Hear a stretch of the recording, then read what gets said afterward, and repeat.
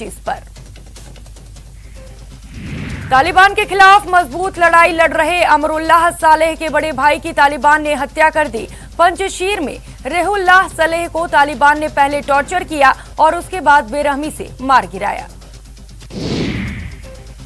अफगानिस्तान में सरकार बनने पर पहले रूस की ओर से तालिबान को एक बड़ा झटका लगा है। RIA समाचार एजेंसी के अनुसार रूस ने तालिबान सरकार के शपथ समारोह में शामिल होने से इनकार कर दिया।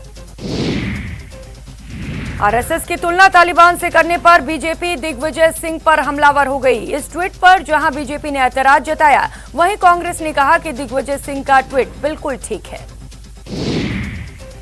जम्मू दौरे के आखिरी दिन राहुल गांधी ने केंद्र सरकार और बीजेपी पर हमला बोला और कहा कि नोटबंदी और GST से महालक्ष्मी की शक्ति घटा दी, नए कृषि कानूनों से दुर्गा मां की शक्ति कम कर दी।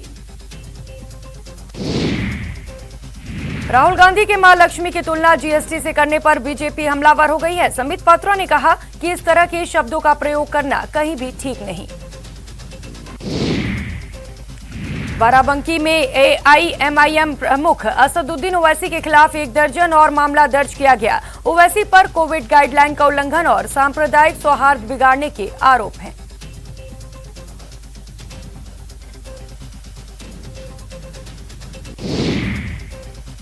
योगी सरकार ने मथुरा वृंदावन को लेकर बड़ा फैसला लिया। अब श्री कृष्ण जन्मस्थल के 10 किलोमीटर के दायरे को तीर्थ स्थल घोषित कर दिया गया है। इस क्षेत्र में शराब की मांस की बिक्री पूरी तरह से प्रतिबंधित रहेगी। पश्चिम बंगाल के भवानीपुर उपचुनाव के लिए ममता बनर्जी का आज नामांकन भरा गया। वहीं बीजेपी ने ममता के खिलाफ प्रियंका टिब्रेवाल को उम्मीदवार बनाया है।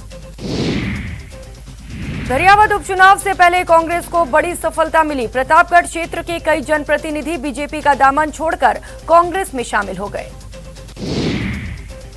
तेल की बढ़ती कीमतों को लेकर PCC चीफ डोटासरा ने केंद्र पर हमला बोला और कहा कि क्रूड ऑयल के दाम कम होने पर भी पेट्रोल डीजल की दरें कम नहीं हो रही।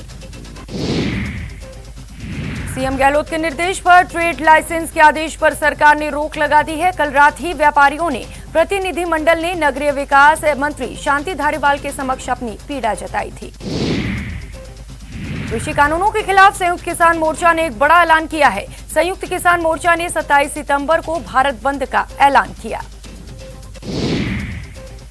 आगामी त्योहारों और वैक्सीनेशन के तेज अभियान के बीच पीएम मोदी ने उच्च स्तरीय बैठक की अध्यक्षता की। इस बैठक के दौरान देश में कोविड-19 संबंधी स्थिति और वैक्सीनेशन पर चर्चा की गई। पंजाब सरकार के कर्मचारी अगर मेडिकल के अलावा किसी अन्य वजह से कोरोना रोधी वैक्सीन की पहली खुराक लेने में विफल रहते हैं तो उन्हें 15 सितंबर के बाद अनिवार्य रूप से छुट्टी पर भेज दिया जाएगा। राजस्थान में कोरोना संक्रमण की रफ्तार एकदम कम हो गई है। पिछले 24 घंटे में महज 7 नए मामले सामने आए, जबकि किसी की मौत नहीं हुई। चित्तौड़गढ़ के नरधारी गांव के पास राष्ट्रीय राजमार्ग पर पेट्रोलियम पदार्थ से भरे टैंकर और ट्रक की भिड़ंत हो गई, जिसके बाद भीषण आग लग गई। हादसे में 2 लोग गंभीर रूप से घायल हैं।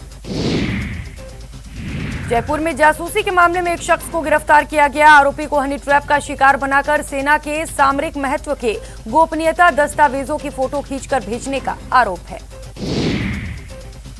श्रीगंगानगर में एसीबी ने 1.5 लाख रुपए की रिश्वत लेते हुए सरकारी शिक्षक को रंगे हाथों ट्रैप किया। साथ ही जैतसर थाना के SHO का रीडर भी संदिग्ध माना जा रहा है।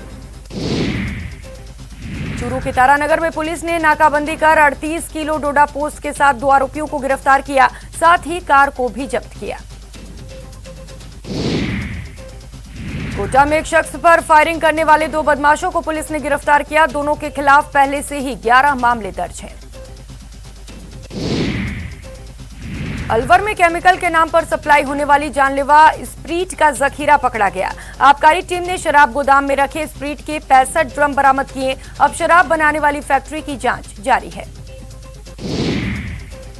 राजस्थान के कई हिस्सों में मानसून फिर से मेहरबान होने लगा है। मौसम विभाग के मुताबिक आगामी 3 से 4 दिन के लिए उदयपुर, डूंगरपुर, बांसवाड़ा, राजसमंद, चित्तौड़गढ़, अलवर, दौसा, जयपुर के लिए ऑरेंज अलर्ट जारी किया गया है। मैनचेस्टर में होने वाला भारत और इंग्लैंड का 5वां टेस्ट रद्द कर दिया गया। भारतीय खिलाड़ियों के खेलने से मना करने पर मैच रद्द हुआ। टोक्यो पैरालंपिक में पदक जीत भारत का नाम रोशन करने वाले मरुधरा के खिलाड़ी जयपुर पहुंचे, जहां बड़ी संख्या में खेल प्रेमियों ने पदक विजेता खिलाड़ियों का एयरपोर्ट पर स्वागत किया। देश भर में आज गणेश चतुर्थी बड़े ही धूमधाम के साथ मनाया जा रहा है। पिछले साल कोरोना के वायरस की वजह से सभी त्योहारों के साथ गणेश चतुर्थी के पर्व पर भी रोक लगा दी गई थी, लेकिन इस बार कोरोना नियमों पर लोगों की आस्था भारी दिखाई दी। और आगे बढ़ेंगे।